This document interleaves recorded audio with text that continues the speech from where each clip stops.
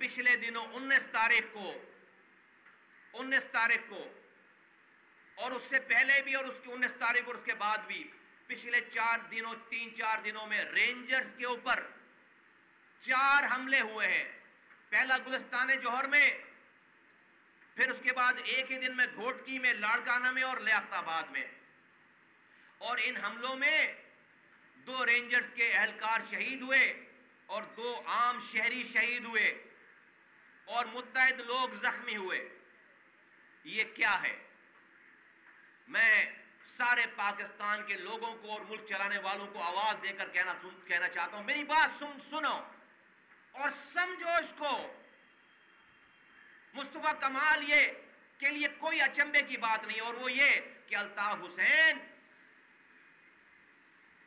ملیٹنٹلی دوبارہ زندہ ہو رہا ہے یا زندہ ہونے کی کوشش کر رہا ہے. وہ زندہ کیسے ہو رہا ہے؟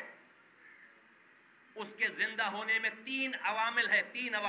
3 وہ فیکٹر ہیں جو الطاف حسین کو دوبارہ ملیٹنٹلی زندہ کر رہے ہیں.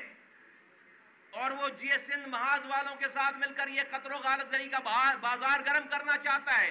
اور یہ اٹیمپٹ اس نے کیے رینجرز کے نوجوانوں پہ کو شہید کر کے. اور وہ 3 عوامل کیا ہیں؟ نمبر 1، الطاف حسین صفحہ ہستی سے مٹ گئے تھے، مٹ گئے تھے، لیکن کچھ ناقابت اندیش لوگوں نے 22 اگست 2016 کو اسی الطاف حسین جو کہ ختم ہو رہے تھے اس کی باقیات کو ایم کیو ایم پاکستان کا نام دے کر دوبارہ زندہ کر دیا.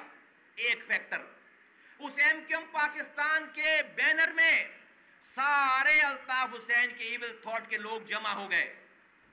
الطاف حسین کا پرچم بچ گیا، ایم کیو ایم پاکستان کا بھی وہی پرچم، الطاف حسین کا بھی وہی پرچم. الطاف حسین کا نشان بچ گیا، پتنگ ان کا بھی نشان، پتنگ ان کا بھی نشان. الطاف حسین کے سارے نعرے بچ گئے ایم کیو ایم پاکستان کی شکل میں، سارے وہی نعرے، ان کے بھی سارے وہی نعرے. اور صرف ایک چیز کا فرق آیا کہ direct M Q M Pakistan کے پلیٹ فارم سے الطاف حسین کی تقریر بند ہو گئی. وہ تقریر وہ ڈائریکٹ کر رہا ہے، اور ایک بھی رہنما، آج 4 سال ہو گئے، کسی نے آج تک کھل کر الطاف حسین کے بارے میں 2 لفظ نہیں بولے. یہ ایم کیو ایم پاکستان والے، میں اسی انتظار میں تھا 3 دنوں سے کہ اب تو یہ ایم کیو ایم پاکستان والے کہیں گے عمران فاروق کو مروا دیا اس آدمی نے.